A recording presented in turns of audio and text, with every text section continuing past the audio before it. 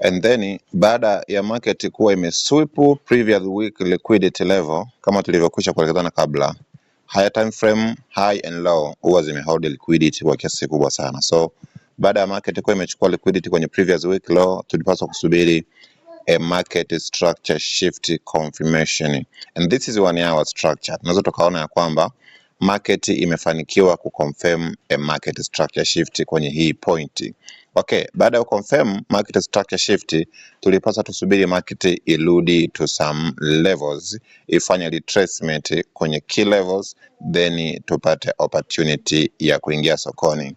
Now, ukiswitch kwenye time frame ndogo coordinated to 1 hour ambayo ni 15 minutes kama tunavyoona, tulichotakiwa kutizama hapa kwenye 15 minutes time frame ambayo ni time frame ama lower time frame connected to 1 hour, tulitakiwa kuangalia the momentum which led to this market structure shift, momentum iliyopelekea break of this structure hapa, kwa sababu tulikuwa tuna swing high based on 1 hour alafu na swing low kwenye hii angle. So baada ya market kwa imefanikiwa kuchukua liquidity, kwa hiyo kuna swing high swing low, then baada ya market kuchukua liquidity kwenye hii previous week low, market imefanikiwa kushift hapa based on 1 hour. So based on time frame connected to 1 hour ambayo ni dakika 15 ama 15 minutes, tulipaswa tuangalie the momentum which led to this break of this structure, the momentum which resulted to this breakout.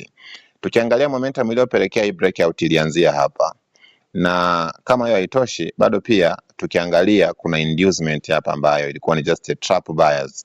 Maana yake ni kwamba buyers wengi watakuwa focus na hii momentum na wakaweka trade zao around maeneo haya, kumbe hii ilikuwa ni trap, just an inducement, na stop loss zao zilikuwa ziko hapa. Kwa hiyo around this zone tutegemea pia kuna some momentum au some concentration of orders ambazo ni stop loss za walioingilia hapa. So baada ya kuwa liquidated hapa, pia ziliongeza pressure ya market kupata nguvu ya kupanda zaidi to the target.